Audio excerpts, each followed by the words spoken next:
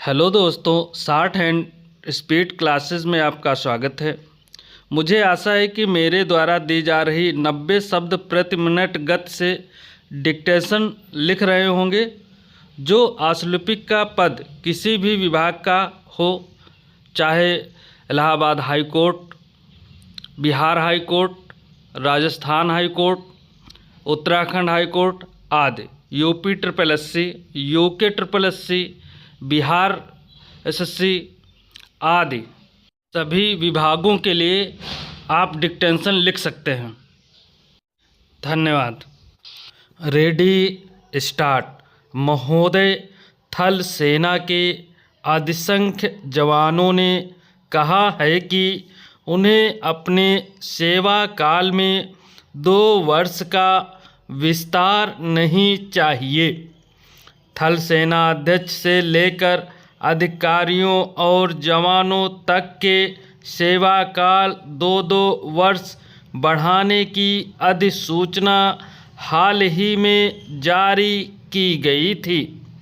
इस अधिसूचना के बाद थल सेना मुख्यालय ने देश भर में अपने जवानों का एक सर्वेक्षण करवाया, जिसमें उनसे पूछा गया था कि वे 2 वर्ष का सेवा विस्तार लेना चाहेंगे या नहीं। विश्वस्त सैन्य सूत्रों के अनुसार थल सेना के 88% जवानों ने कहा कि वे सेवानिवृत्त होने के बाद 2 वर्ष की अतिरिक्त सेवा नहीं करना चाहेंगे।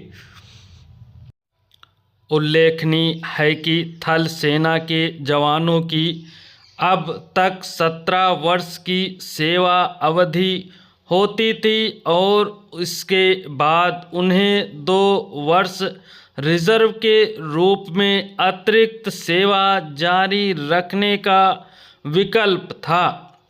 जवान या तो अधिकतम 19 वर्ष की नौकरी कर सकता था या अधिकतम 40 वर्ष तक सेवा में रह सकता था, लेकिन अब सरकार ने 17 वर्ष की सेवा के बाद 2 वर्ष की अतिरिक्त सेवा और इसके बाद 2 वर्ष की रिजर्व सेवा या अधिकतम 42 वर्ष तक सेवा देने की अनुमति दे दी है।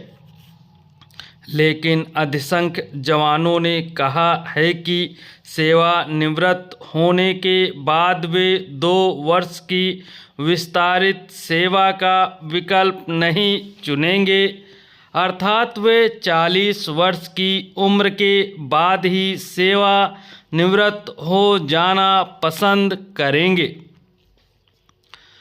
जवानों की 2 वर्ष की सेवा विस्तार नहीं लेने का इच्छा पर यहाँ सैन्य हलकों में आश्चर्य व्यक्त किया जा रहा है। सूत्रों का कहना है कि शायद इसका कारण सेना की नौकरी से जवानों का उकता जाना है।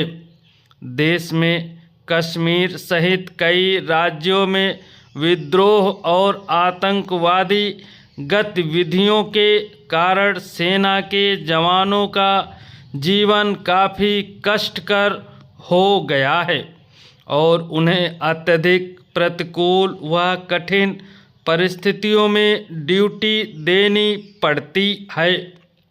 वास्तव में विद्रोही गतिविधियों को कुचलने का सर्वाधिक भार थल सेना के पैदल जवानों और कनिष्ठ अधिकारियों पर ही होता है।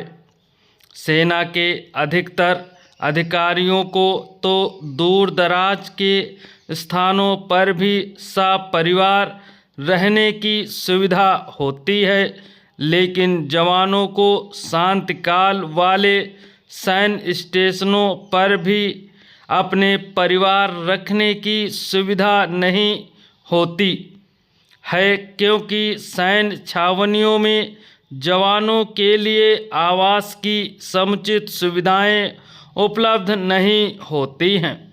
अपने परिवार से दूर रहने वाले ये जवान अपने गांव लौट जाना चाहते हैं।